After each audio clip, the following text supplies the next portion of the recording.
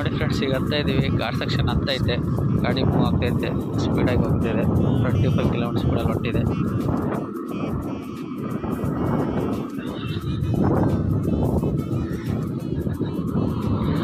ನೋಡಿ friends, electric ಗಾಡಿ ಅಟ್ಟಲ್ಲ ಅಂತ ಭಾಳ ಜನ ಹೇಳ್ತಾರೆ.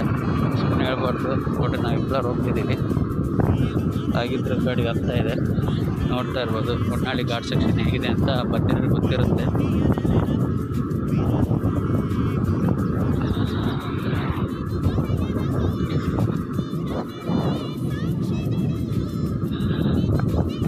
ನೋಡಿ ಫ್ರೆಂಡ್ಸ್, ಸ್ಪೀಡಿನ ಕಮ್ಮಿ ಆಗಿಲ್ಲ. ಅದೇ 25 ಕಿಲೋಮೀಟರ್ಸ್ ಸ್ಪೀಡಲ್ಲೇ ಘಾಟ್ ಸೆಕ್ಷನ್ ಹತ್ತಾ ಇದೆ.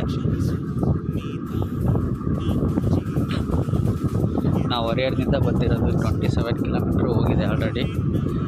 ನಾವು ಹೊಳೆಹೊನ್ನೂರ್ಗೆ ಹೋಗ್ಬೇಕು. ಸೊ ಹಾಗಾಗಿ ಈ ರೋಡಲ್ಲಿ ಹೋಗ್ತಾಯಿದ್ದೀವಿ ಫ್ರೆಂಡ್ಸ್.